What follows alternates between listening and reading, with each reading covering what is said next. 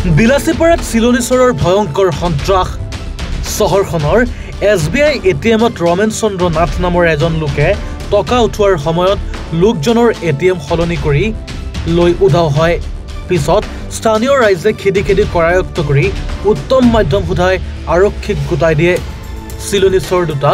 দক্ষিণ হালমাৰাৰ সাহিল আলম মুল্লা আৰু ফৰিদগঞ্জৰ আশৰাফুল শেখ বুলি জানিব পৰা গৈছে চিলনীচৰ দুটাৰ পৰা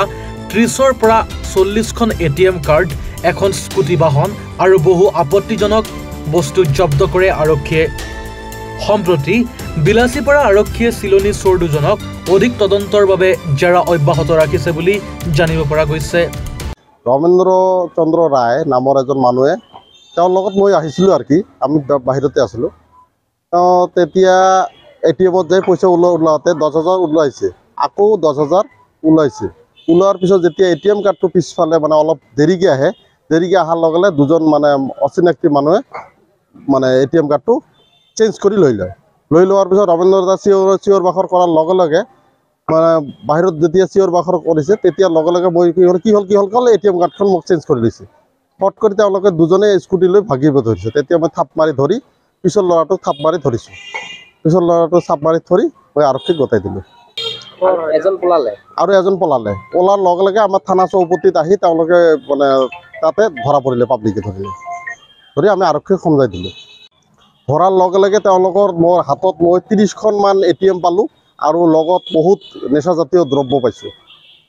এইখিনি পোৱাৰ পিছত আমি আৰক্ষীক সমজাই দিলোঁ আৰক্ষীয়ে যাতে বিহিত ব্যৱস্থা গ্ৰহণ কৰে মই ৰমেন্দ্ৰ চন্দ্ৰ ৰায় ঘৰ বিলাসীপাৰাতে মোৰ আজি পইচাৰ অলপ দৰকাৰ হোৱাত মই ষ্টেট বেংকৰ ওচৰৰ ATMৰ পৰা টকা তুলিবলৈ যাওঁ 20,000 টকা তোলোতে ATMৰ ভিতৰত সোমাই থাকোঁতে এই এজন ল'ৰা তেওঁ মোক পৰা ATMখন কাঢ়ি লৈ যায় কাঢ়ি লৈ পেলাই দৌৰি ধৰোঁতে মই একদম চিঞৰ বাখৰ কৰিলোঁ বাহিৰত ওলাই পেলাই তেতিয়া ৰাইজে ধৰি পেলাই তাক কৰায়ত্ব কৰে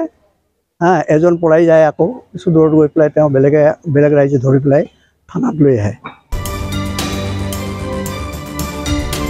বিলাসীপাৰাৰ পৰা আশৰাফুল ইছলামৰ ৰিপৰ্ট এনিভাৰত 24 অভিনয় কৰাৰ হেঁপাহ আপুনিও পঢ়ি ৰাখিছে নেকি আপোনাৰ অভিনয় কৰাৰ অভিজ্ঞতা নাই কোনো কথা নাই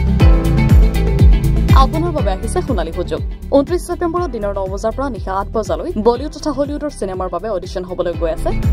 গুৱাহাটীৰ কাহিলীপাৰাস্থিত জ্যোতি চিত্ৰবনত 5 বছৰ বয়সৰ পৰা 17 বছৰ ব্যক্তিয়ে কৰিব পাৰিব অংশগ্ৰহণ পঞ্জীয়ন হ'ব বিনামূলীয়া নিৰ্দিষ্ট ৱেবছাইটত কৰিব পাৰিব আবেদন